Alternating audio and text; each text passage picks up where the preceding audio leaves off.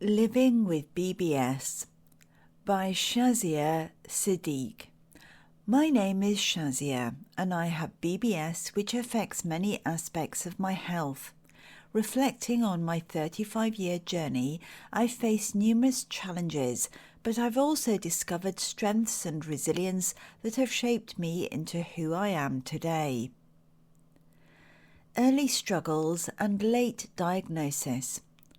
From birth, I displayed symptoms of BBS, such as polydactyly, extra fingers, obesity, and developmental delays. Despite these signs, my condition went undiagnosed until I was 30. As a child, my vision problems were significant but not fully understood. I struggled with tasks that required coordination, such as reading, writing, and even walking without stumbling. These difficulties were often misunderstood as clumsiness or intellectual incompetence, which led to bullying by my peers and misjudgments by teachers. During my early years, I visited ophthalmology clinics regularly. I recall holding my father's hand as we went to appointments, where I was given eye patches to treat what was thought to be a lazy eye. Despite these visits, my vision problems persisted and no clear diagnosis was made. It wasn't until I was 15, when a teacher advocating for me noticed my challenges, that I was referred for more thorough testing. This led to an appointment at a specialist eye hospital where extensive examinations were performed, including an electrophysiological test. At the age of 20, I was finally diagnosed with cone rod dystrophy, a condition that affects both the retina's ability to detect light and colour and its capacity to adapt to different levels of brightness. Later, it was confirmed that this visual impairment was due to having BBS. The impact on education. My undiagnosed visual impairment made it incredibly difficult to learn in school. I couldn't see the whiteboard or read textbooks clearly, so I spent most of my time copying notes from classmates instead of engaging in lessons.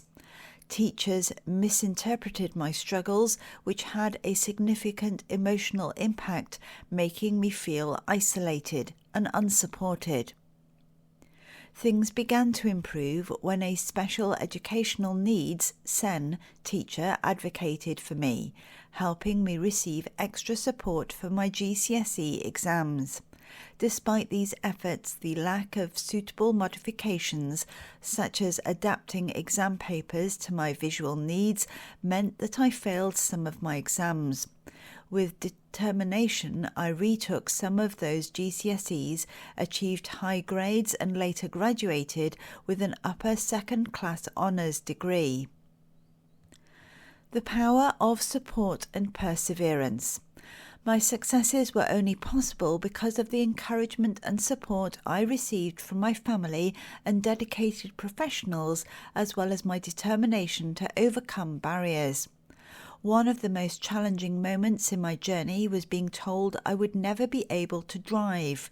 For me, driving symbolised independence, and hearing this news was devastating. However, I've since realised that independence takes many forms and that with the right support and resources, I can still lead a fulfilling and rewarding life. Cultural and language barriers. Cultural and language barriers also played a significant role in the delay of my diagnosis and access to support.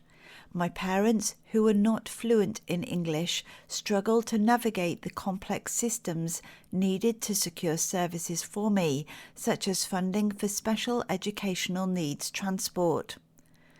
Cultural beliefs also influenced the situation, as the idea that my condition could stem from a genetic disorder wasn't something my family could easily accept.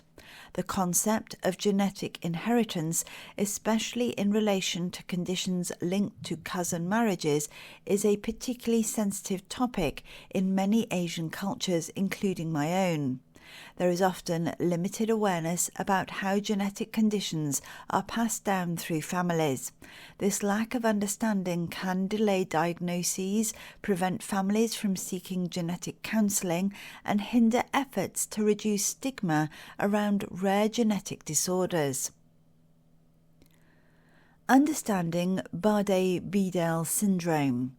Receiving a formal diagnosis of BBS provided answers to many questions I'd had for years. The diagnosis brought clarity, but it also highlighted the importance of early identification and intervention.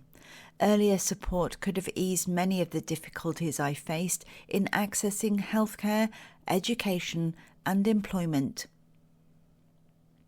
Raising awareness and looking ahead.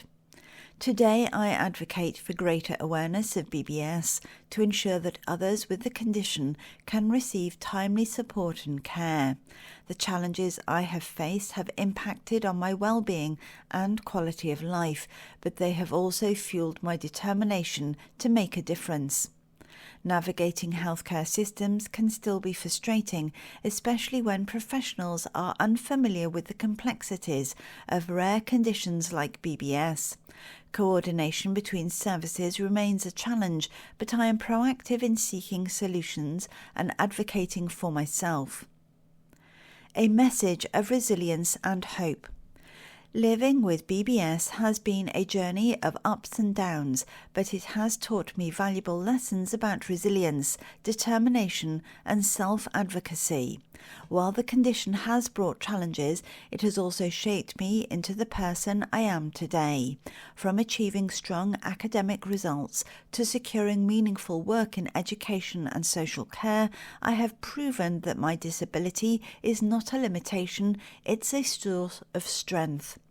Through sharing of my story, I hope to inspire others to see their own strengths and potential, regardless of the obstacles they face.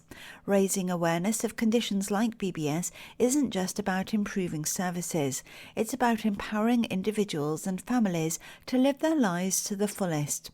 Together we can create a more inclusive and supportive world for everyone affected by rare conditions.